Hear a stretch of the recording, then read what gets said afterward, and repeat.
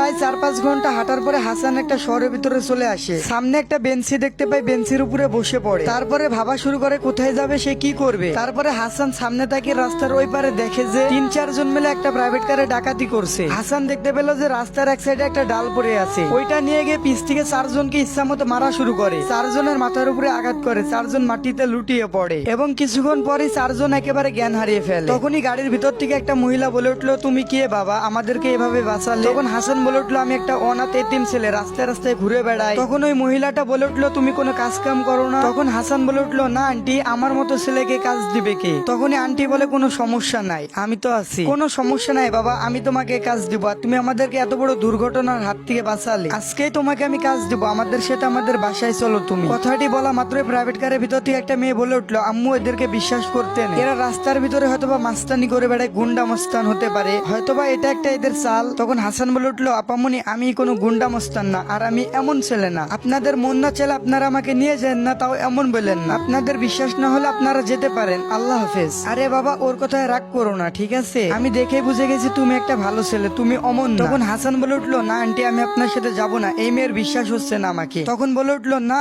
দূর পাগল, ওইটা আমার মেয়ে, ও একটু রাগী, ওর কথায় কিছু মনে করো না, ওর নাম অরু, তবে ও একটা খুবই ভালো মেয়ে। তুমি এত কথা বলো কেন বাবা, তুমি আমাদের গাড়িতে উঠে বসো, আর একটা কথা শুনতে চাই না আমি। তখন হাসান বলে উঠলো, আচ্ছা ঠিক আছে আন্টি, উঠতেছি। তারপরে হাসানকে নিয়ে তাদের বাসায় তারা পৌঁছে যায়। তারপরে হাসান তার আন্টিকে বললো, এটাই কি আপনাদের বাসা? আন্টিতে বললো, এটাই আমাদের বাসা। আন্টি, এটা তো কোনো বাসা নাই, এটা একটা রাজপ্রাসাদ, পুরা তাজমহল। পাগল ছেলে একটা। তখন আন্টি বলে উঠলো, আচ্ছা তোমার কি কোনো বাবা মা ভাই বোন নাই? না আন্টি, আমার এই পৃথিবীতে কেউ নাই, আমি অনাথ এতিম, রাস্তায় রাস্তায় ঘুরে বেড়াই। ও আচ্ছা, তুমি আমাদের গাড়িটা চালানো শিখো আর ড্রাইভিং শিখো, ঠিক আছে? আর কিছু মন চাইলে সেটাও কইরো। আচ্ছা ঠিক আছে আন্টি, আর আমার নাম হাসান। তখনই অরুর মা অরুকে বলে উঠলো, এই হাসানকে গেস্ট রুমে নিয়ে যেত। তখন অরু বলে উঠলো, এই মা কি বলতেছো, পাগল হয়ে গেছো নাকি? এ থাকবে আমাদের গেস্ট রুমে। তারপরে অরুর মা বলে উঠলো, যা বলতেছি তাই কর। অরু বাধ্যতামূলক ভাবে হাসানকে নিয়ে গেস্ট রুমে গেল। হাসান আর অরু যখন গেস্ট রুমে ঢুকে পড়ে, তখন অরু এমন একটা কাজ করে বসলো যেটা হাসানের চিন্তার ও ভাবনারও বাইরে ছিল। অরু হাসানের 2 গালে চড় মেরে গাল 2টা একেবারে লাল করে ফেলে। এই কুত্তার বাচ্চা, তুই আমাদের বাসায় আসলি কেন? হাসান বলে উঠলো, আশ্চর্য, আপনি আমাকে থাপ্পড় মারলেন কেন? বুঝলাম না আপু। তখনই অরু বলে উঠলো, বুঝবা না তো, সুন্দর মেয়ে দেখছো আর গাড়িতে উঠে পড়ে চলে এসেছো। হাসান বলে উঠলো, আপনার কোথাও ভুল হচ্ছে, আমি নিজে থেকে আসতে চাই নাই, আপনার মা এক প্রকার জোর করে এনেছে, আমি নিজের ইচ্ছে আসিনি। তামান্না বলে উঠলো, আচ্ছা ঠিক আছে, ভালো বুঝি সবই, চুপ থাকো, আর কিছু বলা লাগবে না তোমাকে। তোর মতো ছেলেগুলাকে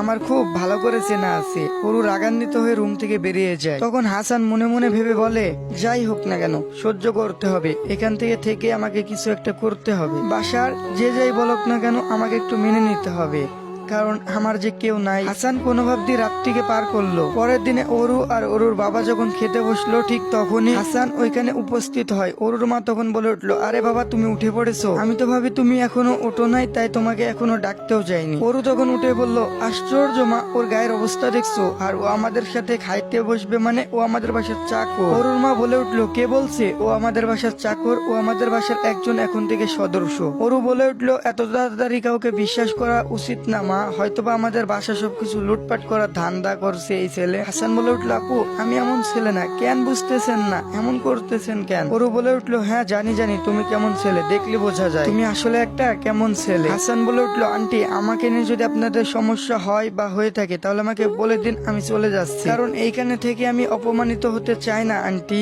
আরে বাবা, রাগ করো না তো, তুমি তো জানোই আমার মেয়েটা একটু রাগী, আসো এখানে বসো, আমি ভাত বেড়ে দিই। অরু তখন বলে উঠলো, ও যদি আমাদের সাথে এখানে বসে খায়, তাহলে আমি কিন্তু খাবো না, বলে দিলাম। ওর পোশাক দেখলে ওর পাশে বসতে মন চায় না। অরুর মা এটা শুনে অনেক রেগে গেল, আর একটা কথা শুনতে চায় না। অরু, তোমার মুখে মানুষকে সম্মান করতে শিখো, আর তোমাকে কিসের জন্য পড়াশোনা করাইতেছি? হ্যাঁ। হাসান বলে উঠলো, আরে আন্টি বাদ দেন না, ও ছোট মানুষ, ও একটু কম বুঝে, আমি আমার রুমে গিয়ে খাইতেছি। অরুর আম্মু বলল, না তুমি এখানে বসেই খাবে। হাসান বলে উঠলো, না আন্টি, একটু বোঝার চেষ্টা করেন, আমি আমার রুমে গিয়ে খেলেই ভালো হবে। প্লিজ আন্টি, বোঝার চেষ্টা করুন, আমি আপনাকে রিকোয়েস্ট করতেছি। আচ্ছা বাবা, তুমি তোমার তোমার রুমে গিয়ে খাও, তোমার খাবার তোমার রুমে একটু পরে দিয়ে দেওয়া হবে, আর আজ থেকে মাইক্রো ড্রাইভিংটা একটু প্র্যাকটিস করো। এমন করে ড্রাইভিং করতে করতে 1 মাস 2 মাস পরে গাড়ি চালানো শিখে যায় এবং গাড়ি চালানো থেকে শুরু করে গাড়ির সবকিছু খুঁটিনাটি সম্পর্কে জ্ঞান অর্জন করে ফেলে। তখন ওরু বলে উঠলো, এই চাকর তুই আজকে আমাকে কলেজে নিয়ে যাবি, আমার কলেজে আজকে অনেক লেট হয়ে গেছে। হাসান বলে উঠলো, আপনি গাড়িতে গিয়ে বসেন, আমি রেডি হয়ে আসতেছি। ওরু বলে উঠলো, তাড়াতাড়ি আই, লেট হয় না যেন।